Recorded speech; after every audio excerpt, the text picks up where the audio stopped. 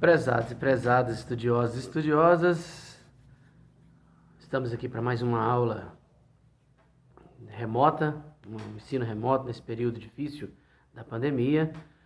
E, como eu havia prometido, nessa aula nós vamos fazer a revisão, a correção, a discussão mais aprofundada da atividade que eu passei para vocês, principalmente do texto Tecendo Amanhã, do João Cabral de Melo Neto, que é um texto, como eu prometi também, um texto denso, um texto pesado, né, duro.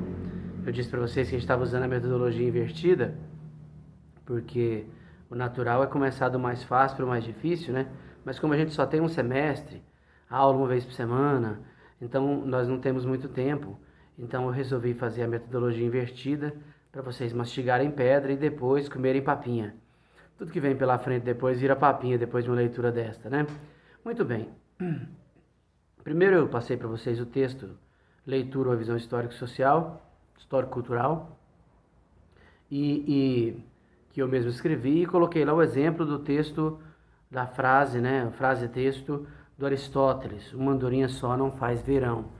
Muita gente só descobriu que era do Aristóteles quando chegou no final, né? Descobre que a frase é filosófica no final. Mas percebe a densidade ao fazer a leitura e a análise dela. Depois eu pedi para que vocês analisassem um outro texto filosófico muito profundo e muito importante, que é o texto da Alegoria da Caverna. A alegoria, como todo mundo lembra da aula passada, é uma sucessão de metáforas, é uma sequência de metáforas, ou seja, a autoria substitui o mundo real por um mundo ficcional a partir da metáfora. A metáfora é uma comparação sem o elemento comparativo. Seria assim: você é tão bela quanto uma flor. Isso é comparação. Você é bela tanto quanto uma flor. Você é cheirosa tanto quanto uma flor. Isso é comparação, estou usando elemento comparativo.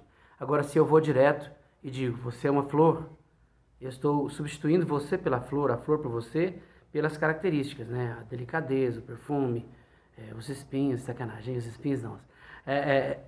Os espinhos não. A questão é a seguinte: a metáfora é uma substituição. No caso da alegoria, é uma substituição do mundo que nós vivemos por um mundo da caverna. Substitui a gente por aqueles prisioneiros, substitui tudo que é materialidade, tudo que é ideia, tudo que é campo de conhecimento, por aquilo que é traduzido pelas sombras, as estatuetas, as pessoas carregando as estatuetas, o mundo lá fora que não existe, mas que existe uma luz projetada no fundo da caverna. Tudo isso vai criando um contexto ficcional, metafórico, alegórico, que representa o nosso mundo. E na aula passada eu brincava com vocês sobre isso, né? Quais são os criadores de caverna que nós temos aqui? Nós temos a religião, a educação, a política, a publicidade, o direito, a educação. Os criadores de caverna estão em todo lugar, né? Porque tudo que trabalha com processo de alienação é criação de caverna na nossa cabeça. Então a gente vive um mundo que é, conforme o que o Platão, o que o Sócrates nos ensina, é um mundo em que a gente não conhece a realidade experienciada por nós mesmos. Vivemos um mundo de sombras.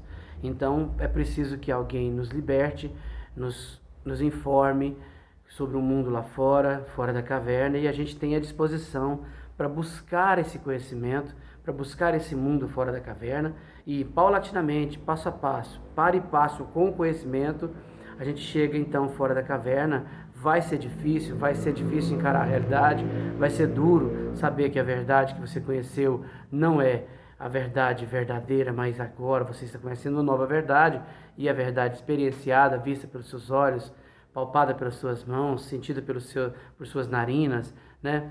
Você consegue então vislumbrar uma nova realidade. Então, a verdade está ligada o conhecimento está ligado à luz, a alienação é a semi-obscuridade, que não é nem luz nem escuro, e a ignorância é aquela escuridão total que não deixaram que os homens das cavernas ficassem. Porque se os homens das cavernas ficassem na escuridão, eles seriam inocentes, seriam ignorantes. Eles não saberiam era de nada, não veriam era nada.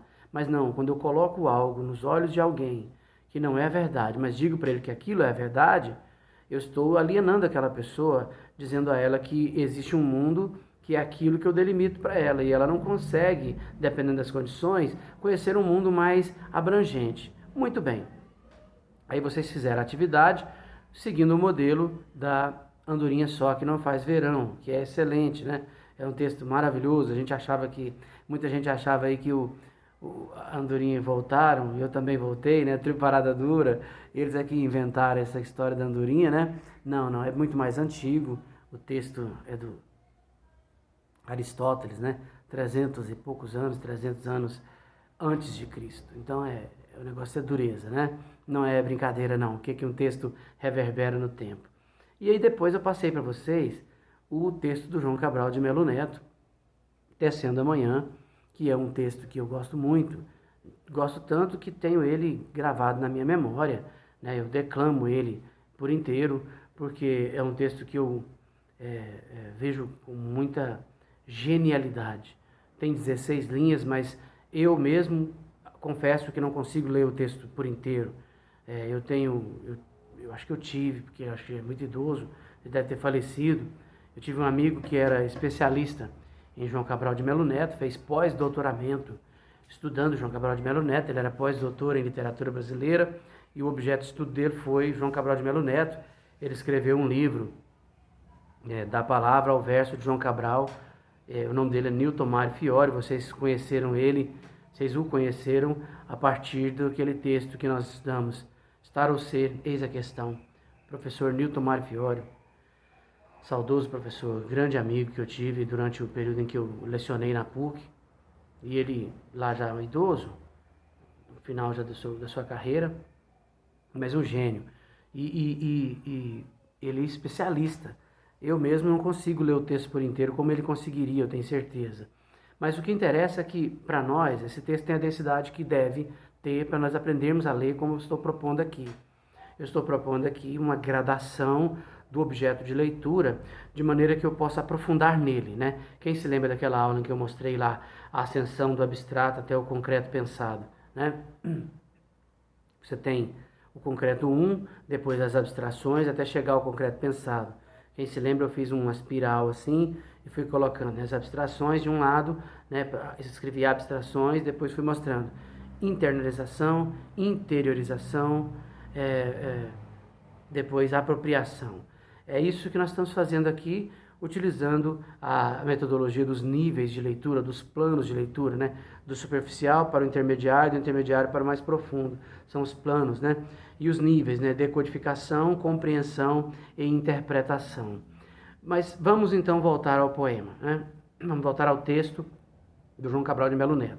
Eu pedi para que vocês fizessem primeiro a leitura de decodificação, que é a leitura que nós aprendemos, que é aquela leitura superficial, mais simples, imediata, mais instantânea, mais empírica, mais objetiva dentro do texto, do ponto de vista de uma leitura que está ali na linha, não está nas entrelinhas, mas está na linha. É claro que você puxa referências de entrelinhas, mas são referências da superficialidade, não são referências de uma gama ideológica, epistemológica, política, não.